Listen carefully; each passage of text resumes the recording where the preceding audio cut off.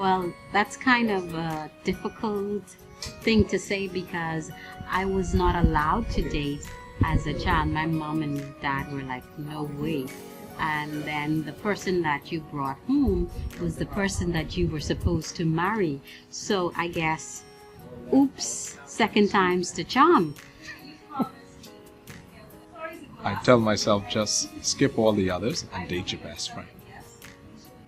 I would say never compromise who you are to please the other person. Peer pressure is real. Always stay true to yourself. So what advice would I give my younger self? First of all, I would say go look for Symphony and get us started right away. Okay, in all seriousness, I have 3 things I want to relate to myself. The first thing would be to stay pure. Keep this vessel, this temple of God pure until He provides you with the right one. Secondly, don't rush into a relationship. Spend some time getting to know yourself, spend some time getting to know God, and really getting to know His plan for your life. Thirdly, I would say seek Him, and find His purpose for you, for yourself, and follow His direction.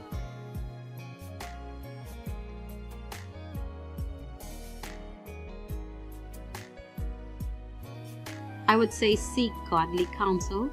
Find individuals who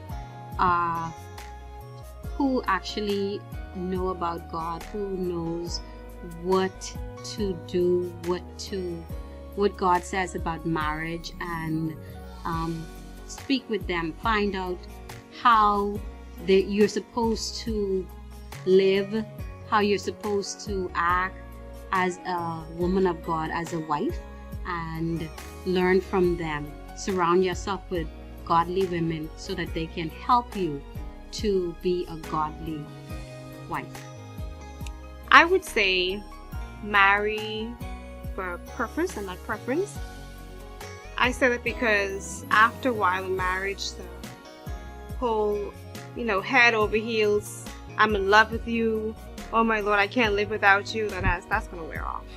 And that's the time when that novelty wears off of the whole in love phase, you have to go down to the part where God put this marriage together. And there's purpose in it. You're not just marrying because I like him. I think I could spend the rest of my life with him. No, it goes a little deeper than that. It goes down to the point where God has put this together, so even if it feels like it's not going to work, it's going to work because he did this.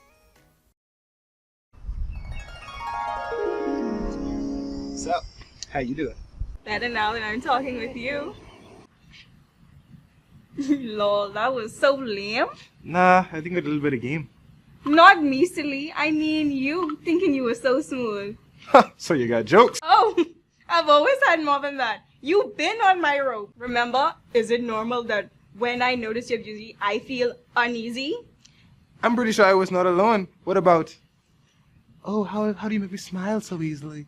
Boy, bye. I do not sound like that. It would have been so much easier if you accepted your attraction to me sooner back then. Really? Honestly, I wish we took more time to be just friends. We were so young and didn't know how challenging things could get. You're right. I had no idea being a good man meant having to be psychic. LOL, I am not that bad. What I mean is, we thought love was the same thing as attraction. With these looks, I love is perfection. Can you be serious for just a minute? Nope. Pastor says laughter keeps things fresh, so you gotta stay with it. Okay, funny police. I get it. Our idea of success was never to have an argument or let our Snapchat streak die. And you promised me no tear would ever fall from my eye. Yo, that was not my fault. But what else could you really expect from a boy, influenced by a world where the image of manhood is reflected in a mirror smudged by vanity and pride of life, one that values side pieces and bays, not covering away. Out of the abundance of the heart, the mouth speaks, Luke said. So it makes sense that the promises I made don't reflect Christ as my head. If I could talk to my younger self, I would tell him, seek first God's glory. That should have been the start of our story. But what does it mean to love your wife like Christ loves the church? How was I supposed to know that I meant to put you first? To die to myself in rights? To understand that before I expected submission from you, I needed to give that to Christ? In mistakes, you are not alone. If I wasn't so concerned with everyone else having a relationship, I wouldn't have entertained you so soon. Stories of glasses of pearls and carriages don't teach you to be a wife. I tell my younger self that yes, we should be wooed and pursued, but the best of relationships call for sacrifice. I tell her that he who findeth a wife findeth the good thing. You are a prize. So wait. Let God open the right eyes. And you take time. Learn his standards too, so you avoid the slime. So what if she asks you, why do things differently if it's all going to work out anyway?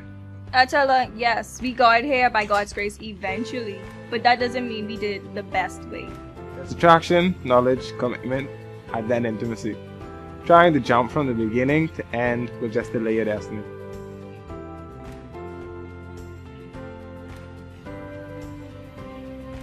Hi everyone.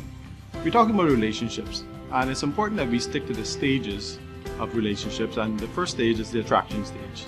Okay? And then we go on to the knowledge stage. That's when you find out a little more information and it continues to grow. And then if the knowledge is sufficient, then we go on to the commitment stage. And then finally at the very, very end, we have the physical intimacy stage in marriage.